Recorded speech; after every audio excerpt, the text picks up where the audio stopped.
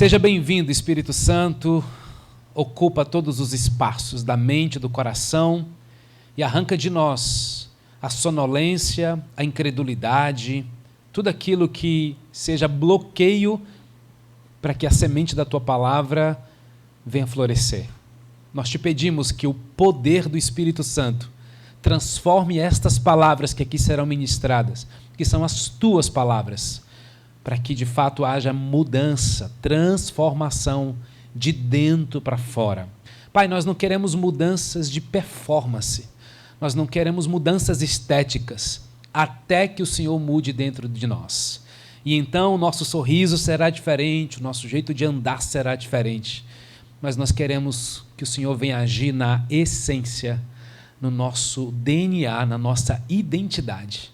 Que o Senhor nos capacite e fale com a gente nessa manhã, Pai, no nome de Jesus. Amém. Eu passei um slide, não sei se deu certo, Felipe. Tá? Ok. Eu quero já trazer uma pergunta para vocês nessa manhã. Pode passar já o primeiro slide. O que Jesus espera dos seus seguidores? Em outras palavras, qual deveria ser o maior alvo de um discípulo de Jesus? Irmãos, o que a gente vai conversar daqui para frente não tem mais a ver com essa linguagem crente-discípulo que você me ouviu até hoje. Você já entendeu que crente não reflete aquilo que Jesus espera de nós. A gente está decidido como igreja a ser discípulo. Isso, obviamente, tem uma decisão a ser tomada. Isso tem um outro nível para a gente ir. Isso talvez demore um pouco mais, mas é mais profundo, é mais real. Em outras palavras, qual deveria ser o seu maior alvo como discípulo? Porque nós já somos salvos em Cristo, nós já fomos resgatados por Ele. Então eu quero apresentar para vocês de forma resumida aquilo que eu acredito. Eu vou dizer eu porque, de alguma forma, eu já estudo, eu já aprofundo esse tema há alguns anos na minha vida. E eu quero apresentar para vocês o que seria essa resposta, né? Passa aí. O maior alvo, então, é ser igual a Jesus e fazer o que Jesus fez. Discipulado é isso. É você ser quem Jesus, parecido com Ele, andar como Ele, falar como Ele, desejar ser igual a Ele, já que nós já somos imagem e semelhança dEle. Como nós podemos imitá-lo e fazer o que Ele fez? E para isso eu tenho alguns versículos a nível introdutório aqui com vocês. Nós ainda vamos entrar no texto principal da nossa reflexão, mas é importante introduzir isso com vocês. Mateus capítulo 10, versículo 24 e 25, vai dizer que o discípulo não está acima do seu mestre, nem o servo acima do seu senhor. Basta ao discípulo ser como seu mestre, e o servo como o seu senhor. Gente, a régua de Jesus, ela é profunda, ela é desafiadora. Isso são palavras de Jesus, é o que Ele espera de mim e de você. Basta ao discípulo ser, nem menos e nem mais. Um outro verso importante, se você gosta de anotar, é João 17:18, que diz: como o Pai me enviou ao mundo, assim eu os enviei. Isto é, Jesus andou com discípulos, fez discípulos, e então Ele os enviou. Ou seja, se por um lado Jesus me chama para ser discípulo igual a Ele, por outro lado Ele pede que eu faça o mesmo que Ele fez. Ele fez discípulo e enviou discípulos, Ele espera isso de nós. Que nós sejamos discípulos cuja tarefa mais importante é fazer outros discípulos. Um terceiro verso é Mateus 5,48, que diz: como vocês devem ser perfeitos como o Pai Celestial de vocês é perfeito. Aí aqui começa a apertar a gente. Vocês devem ser perfeitos como o Pai Celestial de vocês é perfeito. Está na Bíblia, gente. Mateus 5,48. E um outro verso é Gálatas 2,20. Eu já fui crucificado com Cristo, eu próprio não vivo mais, mas Cristo vive em mim. E a vida genuína que tenho agora dentro deste corpo é resultado da minha fé no Filho de Deus, que me amou e a si mesmo se entregou por mim. 4 versículos bastante confrontadores. Basta ao discípulo ser como o mestre. Ser igual a ele? Sim. Sejam perfeitos como o vosso Pai é perfeito. Jesus está pedindo para eu ser perfeito? Sim. Como o Pai me enviou, eu vos envio. E ele vai dizer, façam mesmo, façam discípulos de todas as nações. Ele quer que eu faça com outras pessoas aquilo que ele veio fazer na terra? Sim. Então, a vida que eu vivo agora não é mais a minha, mas é a vida de Cristo dentro de mim? Exatamente. Irmãos, é tremendo o que a gente vai ouvir daqui para frente. Porque tudo o que há nele foi derramado dentro de nós. O mesmo poder que há em Jesus está em você. A mesma autoridade que estava nele está em você. A vida perfeita de Jesus que está nele agora está em você. Eu sei que essa compreensão é muito radical, principalmente porque confronta a nossa visão limitada, a nossa visão, às vezes, humanista até do Evangelho. Frases do tipo, somos todos falhos, né? Todo mundo é pecador, não é? Ninguém é perfeito. Então você deve se perguntar nessa manhã, mas não é exatamente isso, pastor? Eu lhe responderia o seguinte: o problema é que essas frases são verdades incompletas. O problema é que essas frases são verdades limitantes. Por quê? Porque rouba de nós a fome, a sede de querer ser como ele é. É difícil você achar alguém que diz, mas ninguém é perfeito, e está ansiando por viver uma vida de perfeição, que, diga-se de passagem, não é uma vida de impecabilidade. Ok? Quando eu digo ser perfeito, eu não estou dizendo não pecar, porque a Bíblia não se contradiz. 1 João vai dizer, aquele que diz que não peca é mentiroso e a verdade não está nele. Não falo sobre impecabilidade, falo sobre santidade. Um estilo de vida da qual eu não me acostumo, eu não justifico e não fico assim, tá tudo bem. Não, eu minto, mas tá tudo bem. Ninguém é perfeito. Não, eu consumo pornografia, mas tudo bem. Ninguém é perfeito. E aí a gente vai justificando o nosso estilo de vida no pecado e não sabe por que não vence Satanás numa luta. E não sabe por que Deus não responde uma oração. Não sabe por que quando você ora e nada acontece. Não sabe por que as coisas estão dando errado. Por quê? Porque todas as vezes que você dá legalidade por um pecado e não reconhece e não confessa e não deixa, você dá legalidades para o diabo agir, para a carne imperar e para o mundo te consumir. Lembrando, gente, nós temos 3 inimigos ferozes: o mundo, a carne e o diabo. O mundo, sistema mundano.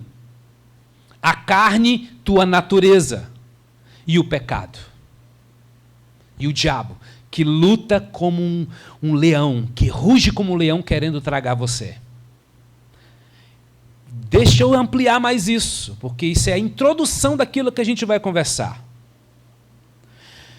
1 Pedro, capítulo 1, versículo 16, Jesus espera algo de nós. Por exemplo, o próprio Senhor diz, sejam santos como eu sou santo.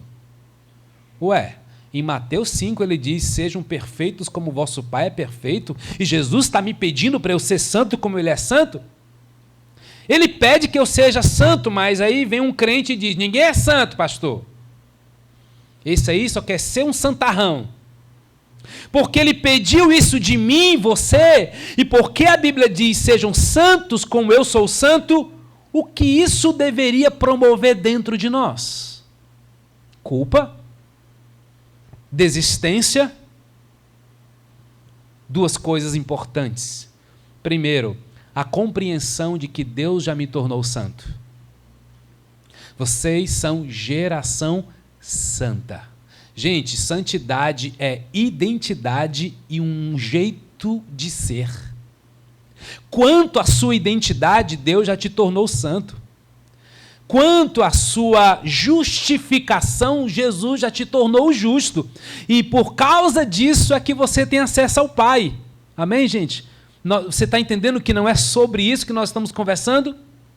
Não é sobre a nossa identidade conquistada em Cristo Jesus? Aliás, eu sempre digo isso para vocês, eu tenho uma lista enorme de declarações daquilo que Deus pensa sobre mim.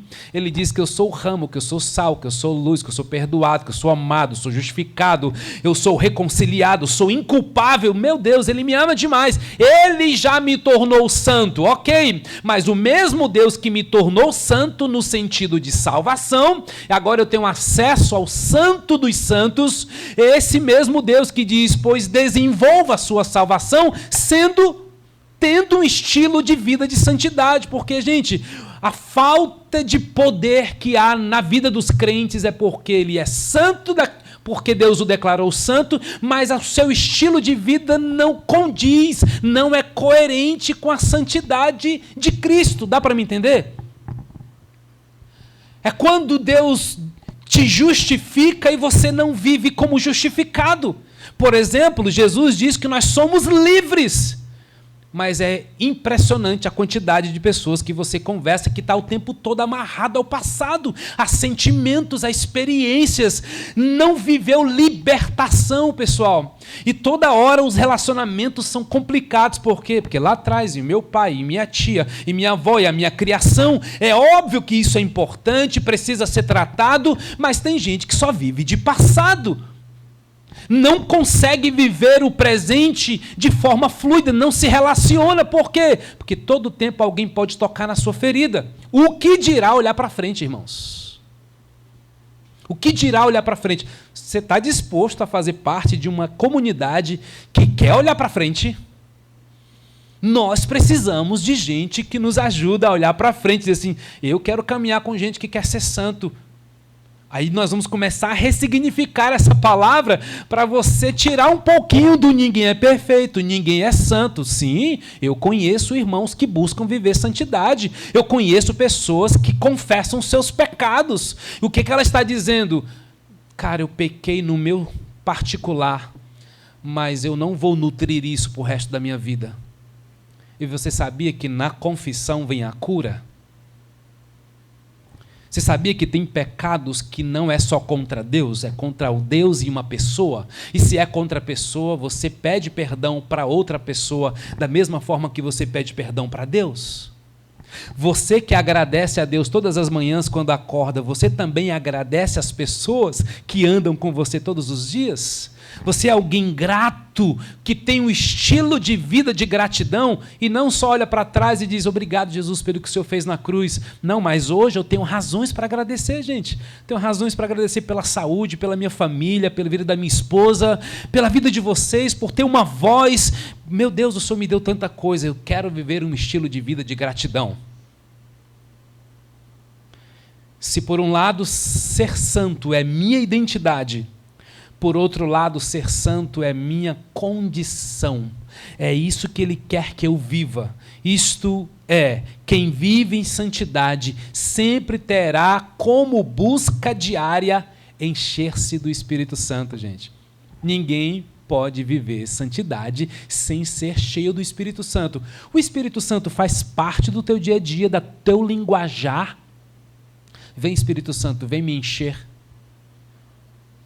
Não parece muito comum, tá, gente? A gente conversa com alguns irmãos que a gente não vê o Espírito Santo na mente, na linguagem, no dia a dia. O que está acontecendo, gente? Não se pode viver santidade sem o Espírito Santo, porque santidade é o Espírito Santo em ação. O nosso problema é não reconhecer que somos cristãos. O nosso problema é que cada um de nós possivelmente tem uma visão do que é ser cristão.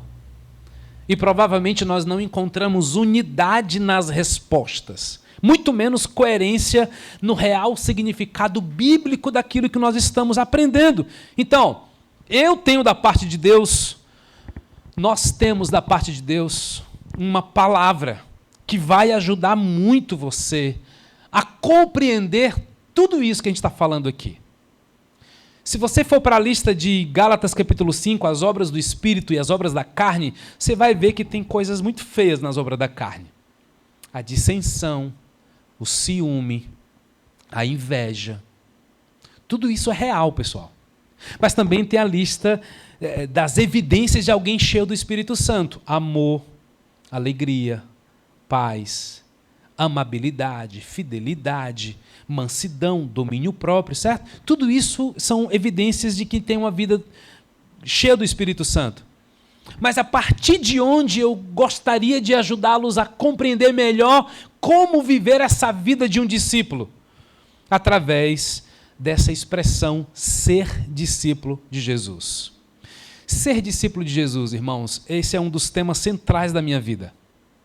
Eu estudo esse tema há muitos anos. Pesquiso sobre isso. Tenho pelo menos uns 5 livros que eu poderia lhe dizer. Leia esse livro aqui. Eu sou um seguidor de Jesus desde os meus 15 anos. Glória a Deus, eu nunca me desviei. E falo isso com humildade. Eu nunca houve um momento na minha história que eu decidi recuar na minha caminhada com Jesus. Muito pelo contrário. Eu tenho desejado mais e mais, eu tenho buscado mais e mais. Ser e fazer discípulo é uma das frases da minha vida. Portanto, deveria ser o maior alvo da vida de todo discípulo, não porque é minha frase, mas porque é isso que Jesus espera de nós. E eu tenho me esmerado para viver isso, para compartilhar, para repartir o conteúdo de um discípulo transformado, compartilhar isso com vocês. Não é por acaso que o nome da nossa escola bíblica da Casa Viva é Escola do Discípulo. Não é por acaso que a missão da nossa igreja é viver em Cristo, cativar as pessoas e fazer discípulos. Não é à toa que um dos valores da Casa Viva é uma igreja discipuladora. Eu vivo isso, irmãos. Eu discipulo pessoas, do novo convertido a pastores. Eu espero que você compreenda e se apaixone por essa verdade bíblica sobre o tipo de gente que Jesus espera que sejamos. E o que Ele espera de nós? Que sejamos discípulos iguais a Ele. Para quê? Para que façamos o mesmo que Ele fez. O que é discipulado, então? Trago uma declaração para vocês. Próximo slide. É a decisão de um discípulo em relacionar-se sem barreiras com seu mestre. Isso é discipulado. É a decisão de um discípulo de relacionar-se sem barreiras com seu mestre. Tudo começa com uma decisão. A Bíblia mostra discipulado de 2 formas, irmãos. Primeira forma, a decisão de ser discípulo, que começa com o ato de seguir a Jesus. E a decisão de fazer discípulo, que é o ato de influenciar outros a seguirem a Jesus. Está ficando claro? A decisão de ser discípulo. E nós queremos mergulhar nessas dimensões. Hoje, iniciando com a decisão de seguir a Jesus. Aí eu vou pedir para você abrir a sua Bíblia, após essa introdução, em Lucas, capítulo 14, dos versos 25 a 35.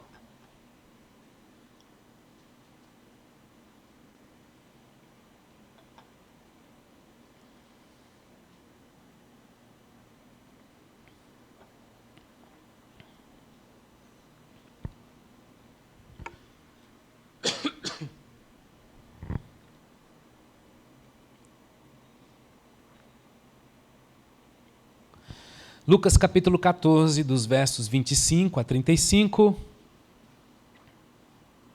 Grandes multidões estavam seguindo Jesus. Então ele voltou-se para elas e disse, verso 26, todo aquele que quer ser meu seguidor e amar o seu pai, sua mãe, sua esposa, seus filhos, seus irmãos e irmãs, sim, mesmo a própria vida, mais do que a mim, não pode ser meu discípulo. Ninguém pode ser meu discípulo se não carregar a sua própria cruz e seguir-me. Pois quem começaria a construção de uma torre sem primeiro fazer os cálculos e depois verificar se tem dinheiro suficiente para completá-la?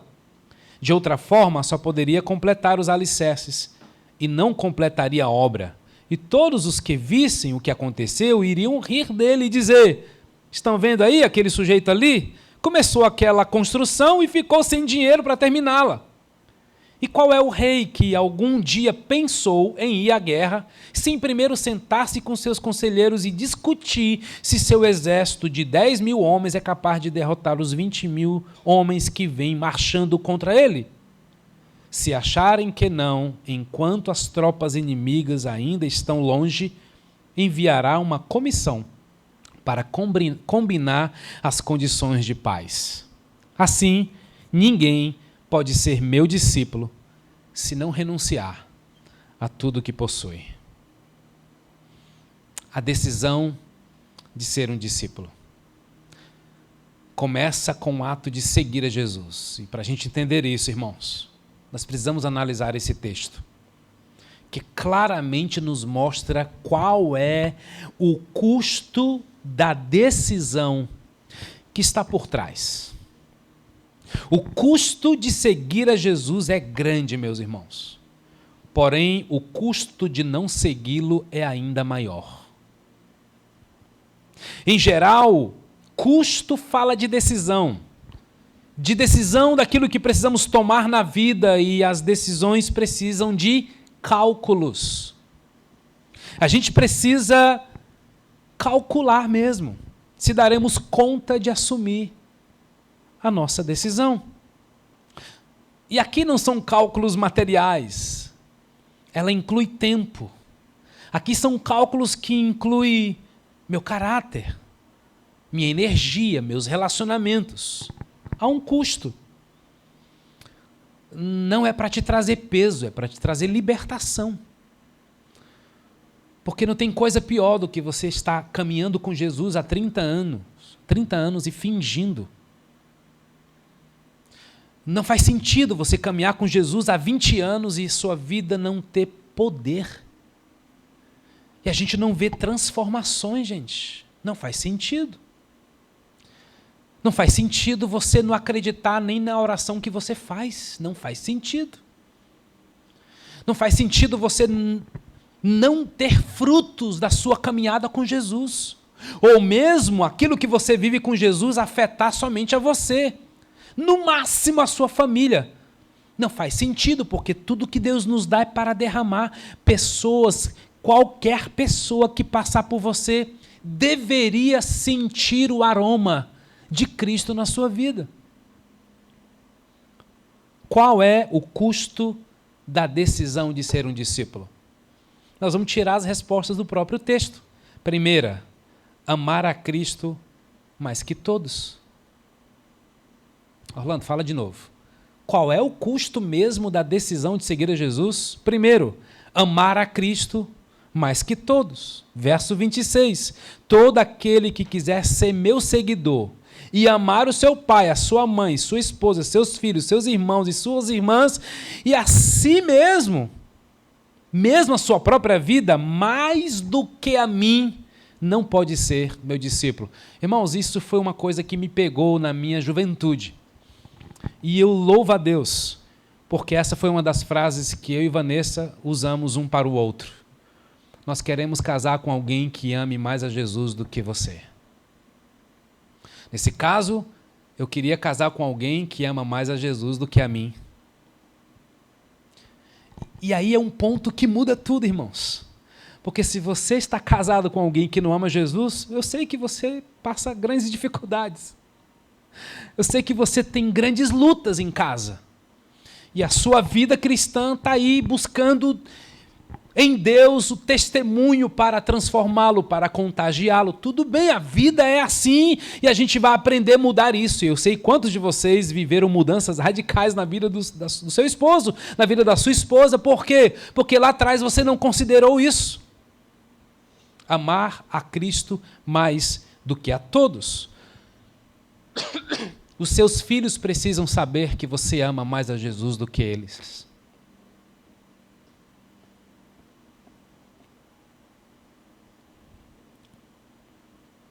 Vamos ao contexto, para a gente entender o texto.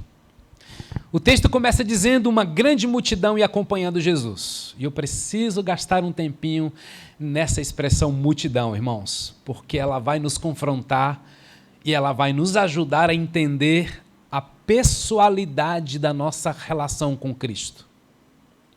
Não é difícil concluir que quem segue a Jesus apenas no ambiente de multidão dificilmente desfrutará de intimidade com Ele. Isso é, eu só estou com Jesus quando eu estou no meio das pessoas. E quando você está sozinho, como é a sua relação com Jesus? Seguir a Jesus na multidão, irmãos, é nutrir um discipulado sem comprometimento. É nutrir um discipulado sem consciência do custo. Ei, multidão não tem rosto. Multidão não tem nome. Multidão não tem identidade. Multidão é um ambiente onde não há posicionamentos.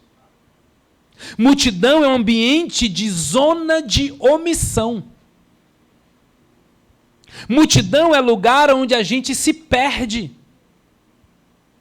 Porque nós podemos ter a sensação, irmãos, de viver na multidão e não viver o poder que aquele ambiente te traz. É possível, meus irmãos, que a gente viva em comunidade, mas com um posicionamento de multidão. Quando, na verdade, nós estamos vivendo um anonimato e não comunidade. Estar no meio de um povo, dentro da igreja, em um culto como esse, ainda não é sinônimo de eu sou um seguidor de Jesus, porque a multidão nos esconde. Aliás, tem muita gente querendo participar de igreja grande por causa disso. Porque eles não querem viver comunidade, eles querem viver anonimato. Eu conheço vários. Lá ele não é confrontado, ele não tem nome, ninguém liga para ele. Ele não é convidado, ninguém chama ele para sentar à mesa. Por quê? Porque ele decidiu ir para uma igreja grande, que ele entra e sai, ninguém nem pergunta por ele. Graças a Deus. Tem gente que diz assim, graças a Deus, nem me pergunte não. Se puder desviar dos líderes da igreja, melhor ainda. Porque na multidão nós podemos estar presentes sem envolvimento. A multidão é um ambiente de grito, não é um ambiente de fala. Não é? Multidão é ambiente de omissão e não de transformação. Multidão é confortável, porque não preciso tratar os meus pecados. Não precisa tratar as minhas áreas de resistências. E talvez você vai entender, porque faz 2 anos, 2 anos não, 1 ano e 10 meses que você faz parte da Casa Viva, e parece que algumas coisas ainda não aconteceram na sua vida. Talvez você concluiu que a oração do pastor é fraco. Talvez você concluiu que as células não são tão vibrantes assim. Afinal de contas, essa noite do fluir não acontece muita coisa. Talvez você ainda está transferindo que o problema está no ambiente, quando você não se posicionou como discípulo. Irmãos, Jesus está interessado em oferecer para nós um caminho de discipulado, onde o discípulo tem rosto, tem nome, tem identidade. É isso que Jesus quer de cada um de nós, de cada um de nós. Ele não trata com multidão. Por isso, Jesus confronta a multidão com o custo da decisão de segui-lo. Ei, gente, Jesus não chamou os 12 para conversar sobre isso. Interessante, Jesus chamou a multidão, porque ele estava, de alguma forma, confrontando a multidão. E esse discurso de Jesus, é claro, é para os discípulos, mas é principalmente para as multidões. Jesus está interessado, portanto, em mover multidões para o caminho do discipulado. Porque na multidão é impossível ser discípulo de Jesus. Vamos mergulhar nos critérios que ele colocou, para a gente entender o custo. A ausência, irmãos, de um desses 3 critérios, de acordo com o texto, me desqualificará como discípulo. Qual é o primeiro critério? Pastor, me explique melhor. Calma, eu vou te explicar. Para ser filho de Deus, eu preciso aceitar a Jesus como Senhor e Salvador. Amém? Amém. E para ser discípulo de Jesus, o que é que eu preciso? Segui-lo e ajudar outros a segui-lo. Está ficando claro? Para ser filho, eu preciso aceitar. Para ser discípulo, eu preciso seguir. Porque há quem aceite e não sai do canto. Há quem um dia levantou a mão e disse, eu vou seguir Jesus, mas não está seguindo coisa nenhuma. Não tem família de Deus, não tem Bíblia, não tem poder, não tem oração. Não combina o estilo de vida dele com o discípulo de Jesus. Para ser filho, eu preciso aceitar. Para ser discípulo, eu preciso seguir. Os termos de discipulado, irmãos, não permite ser discípulo na multidão. Ok? Agora, então, quanto custa a decisão de seguir a Jesus? Eu preciso calcular. Primeiro critério, então, é amar a Cristo mais que todos. Amar a Cristo mais que todos. Verso 26. Todo aquele que quer ser meu seguidor e amar o seu pai, a sua mãe, sua esposa, seus filhos, seus irmãos, irmãs, sim, mesmo a própria vida, mais do que a mim, não pode ser meu discípulo. Irmãos, às vezes nós temos compromissos com pessoas que assumem o lugar de Jesus na nossa vida. E essas pessoas passam a ser o centro da nossa vida. Você nunca deveria dizer, meu filho é tudo para mim. Você nunca deveria dizer, a minha esposa é tudo para mim. Meu marido é tudo para mim. Não, esse lugar é de Jesus. No tocante à prioridade do meu coração, o discipulado exige que amemos a Jesus com prioridade máxima. Isso significa que ele tem a primazia de tudo. Jesus conquistou essa autoridade, irmãos, porque ele já é o primogênito de toda a criação. Isso significa que nós não podemos admitir nenhuma outra fonte de redenção além de Jesus, para que ele ocupe a prioridade, a totalidade do meu coração. Guarde essas 2 palavras, porque há vertentes que não concordam muito com a ideia da prioridade, eu entendo. Jesus não é o primeiro, Jesus é tudo. Jesus não está no começo do dia e você passa o dia todinho esquecendo dele. Aí amanhã de manhã e todo dia quando eu acordo eu falo com Jesus e durante o dia tu faz o quê? Jesus é o centro, ele é o princípio, o meio e o fim. Ele é o alfa e o ômega, ele é o centro de tudo. É isso que eu quero dizer. Ele não é só prioridade, ele é totalidade, exclusividade.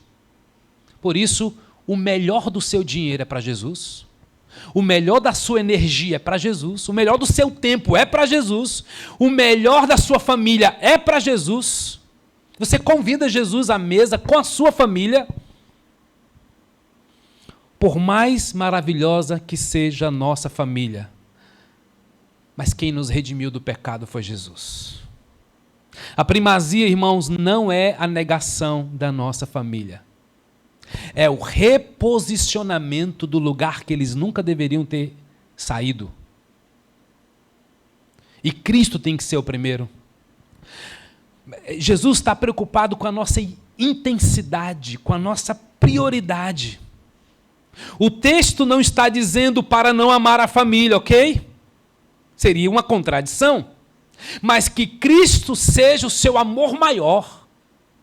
Não é abrir mão da sua família, mas é amar a Jesus mais do que a sua família. Então, qual é a decisão, pastor? Amar a Jesus de todo o seu coração, alma, força e entendimento. Jesus deve ser sua primazia, sua prioridade, sua totalidade, receber toda a intensidade da sua vida, mais do que seu filho, mais do que seus netos, mais do que sua esposa, mais do que seus filhos. Um esposo pode impedir a esposa de ir à igreja, mas ele não pode impedir dela seguir a Jesus. O esposo pode impedir a mulher de ir para um grupo de oração, mas ele não pode impedir a mulher de ter uma vida de oração. E por tão pouco, gente, alguns camaradas começam a namorar, aí você vê que a intensidade dele por Jesus já começa a mudar. Fraco. Não entendeu. O camarada era solteiro, agora casou. Aí quando ele casa, aí parece que tudo muda. E Jesus, a gente não consegue ver Jesus como prioridade e totalidade.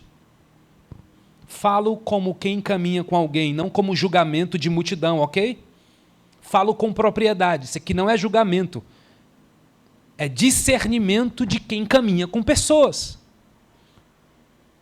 Gente que passa a vida toda pedindo um filho para Deus. Quando Deus dá o filho, faz do filho um ídolo. Meu Deus.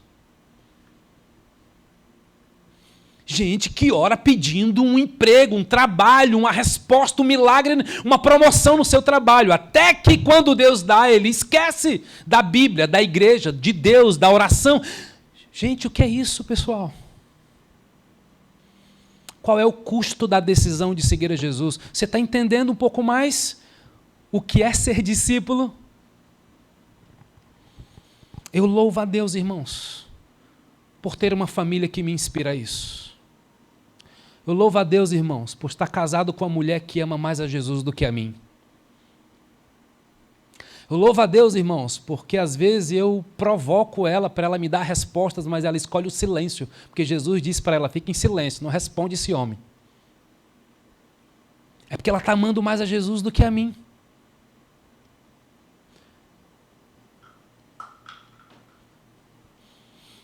Eu sempre digo isso para vocês, que de vez em quando os meus filhos chegam para mim e dizem assim, pai, Deus não falou mais nada contigo para tu ir para algum lugar não, né?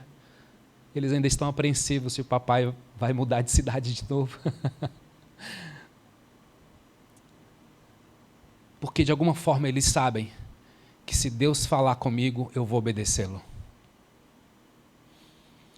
É verdade, a pergunta esconde os receios, né? Transição, mudança, tem seus prejuízos sim.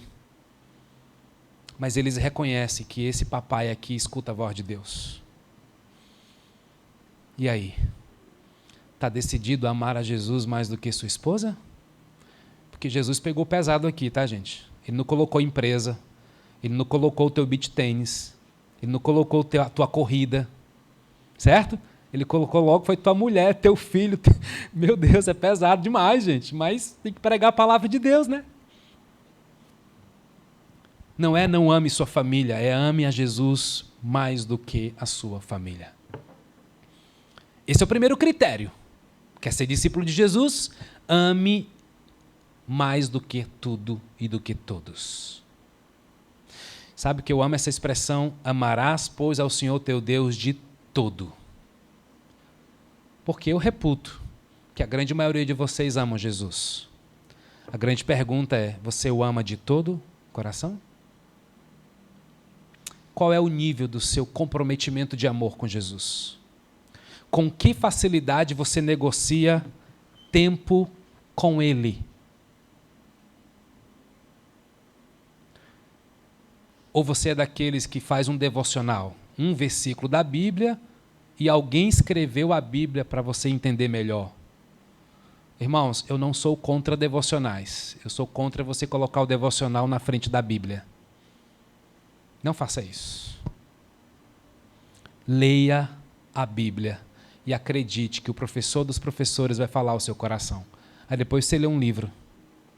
Aí depois você escuta o que o pastor tal, que você gosta tanto de ouvir, diz sobre.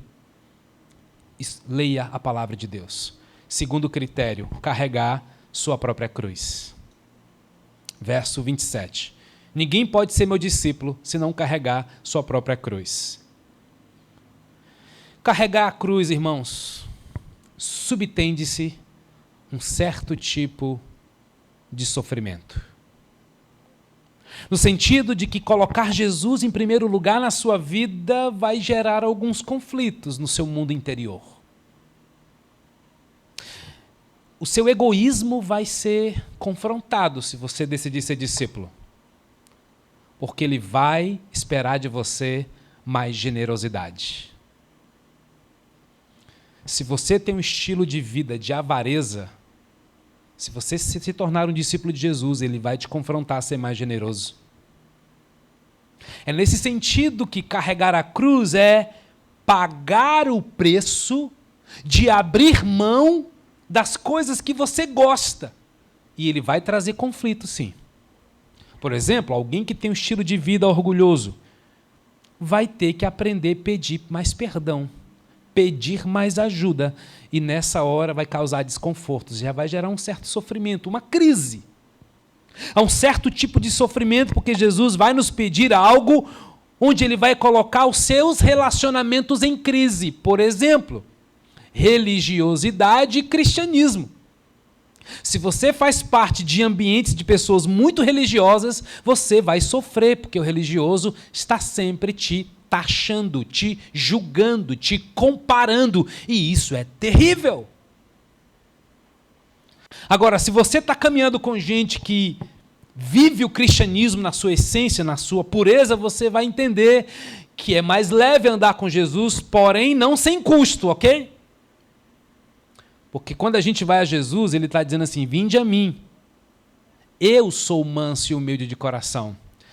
A verdade é, irmãos, ser discípulo é andar com Jesus por amor e não por regras.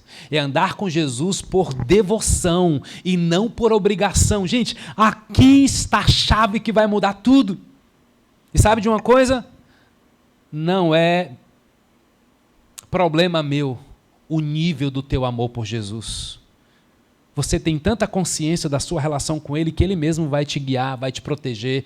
E a gente vai ser uma comunidade de encorajadores e não de julgadores. Irmãos, está certo, muita gente não vai mais à igreja, não vem mais à igreja, porque eles não encontram um ambiente de encorajamento, mas um ambiente de julgamento. E isso é terrível e a gente não quer ser isso, pelo amor de Deus.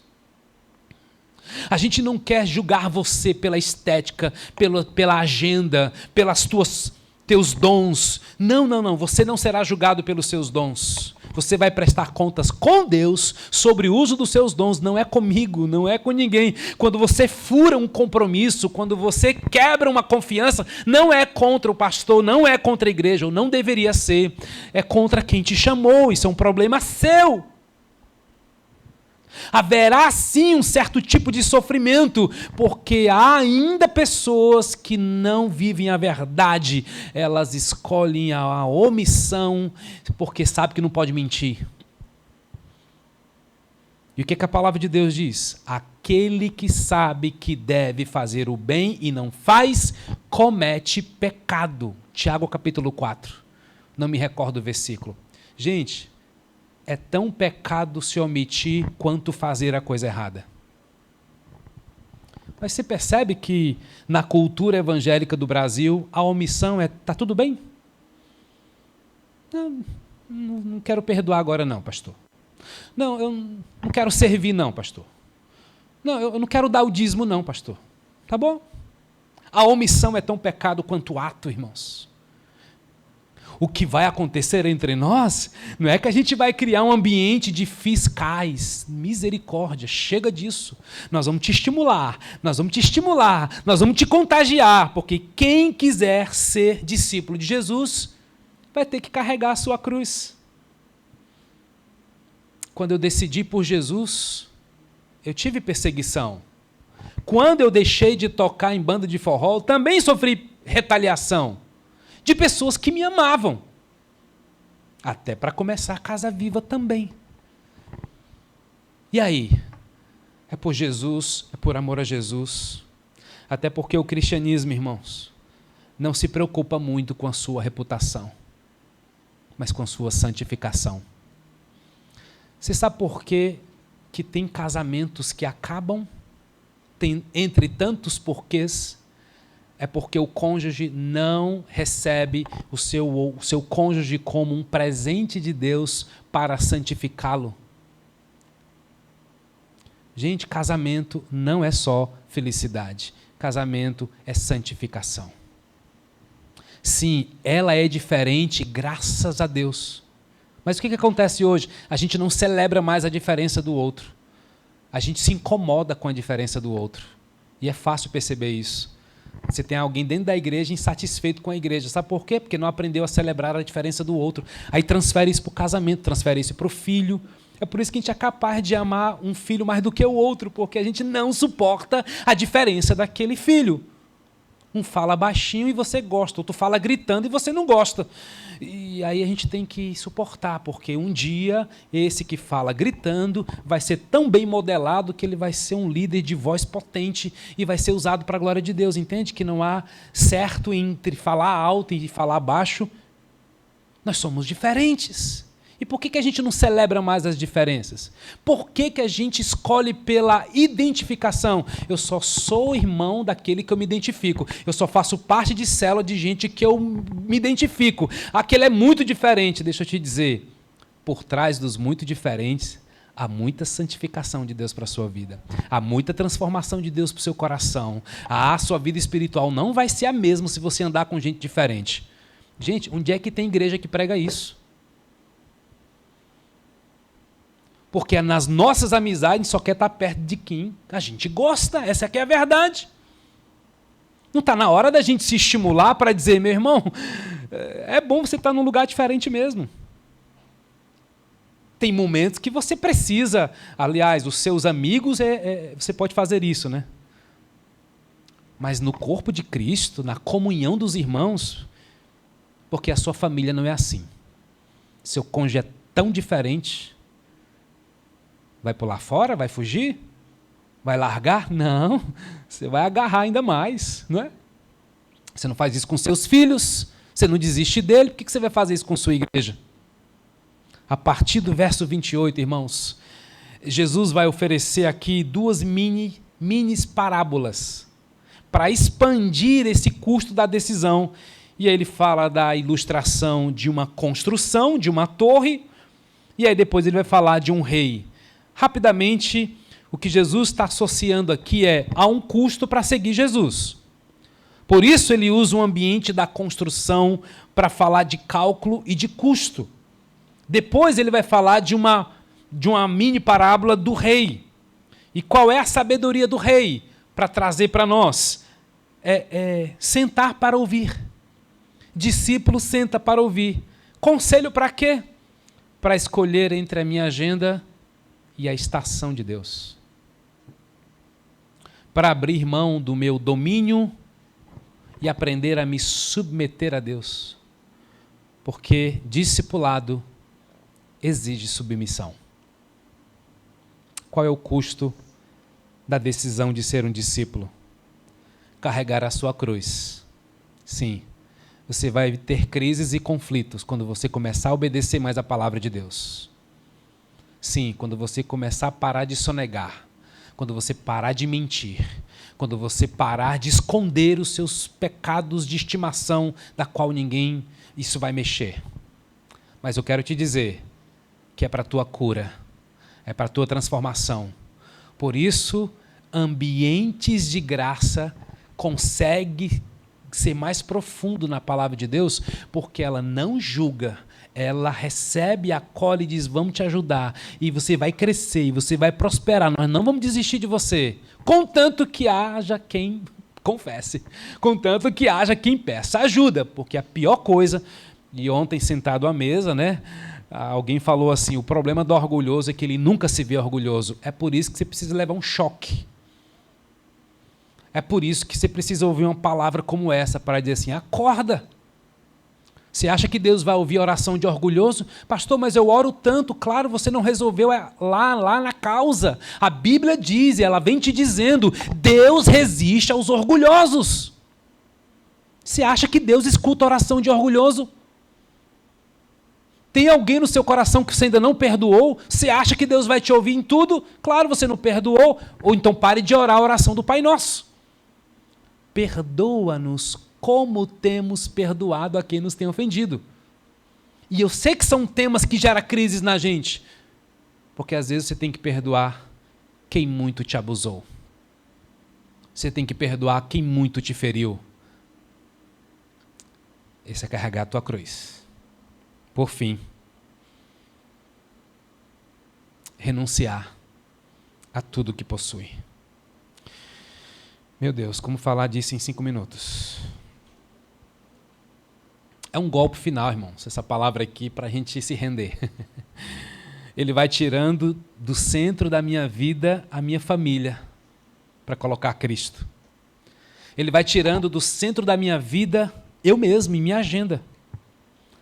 Ele está dizendo assim, se você não tirar do centro seus bens materiais, ele está tirando toda a ligação emocional, espiritual, com tudo aquilo que a gente faz, pega, toca, domina, influencia, para dizer assim, você está disposto a deixar tudo por mim?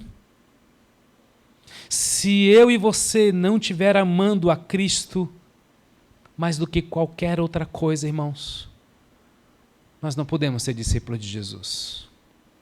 Se você tiver a convicção de enfrentar os seus sofrimentos, ou não, eu não quero sofrer, pastor. Eu quero viver uma vida de boa. Então você não pode ser discípulo de Jesus. Se você tiver apego às coisas, às experiências, a dinheiro, a bens, mais do que a Deus, você não pode ser discípulo de Jesus. Essa é a condição para ser discípulo. Ele vai tirando tudo aquilo que ocupa o primeiríssimo lugar, o centro de tudo da tua alma, e ele vai dizer, se você não renunciar, se você não for capaz de renunciar a tudo que possui, não pode ser meu discípulo. Aí você vai dizer assim, pastor, mas quando é que Deus vai fazer isso? Eu não sei, só sei que de vez em quando ele te pede algumas coisas muito difíceis. A mim, ele pediu para romper com o estilo de pornografia vivido muitos anos da minha vida. A mim ele pediu para deixar minha terra e minha parentela e ir para um outro estado, uma outra cidade, completamente diferente de tudo. De vez em quando ele vai pedir algumas coisas muito difíceis.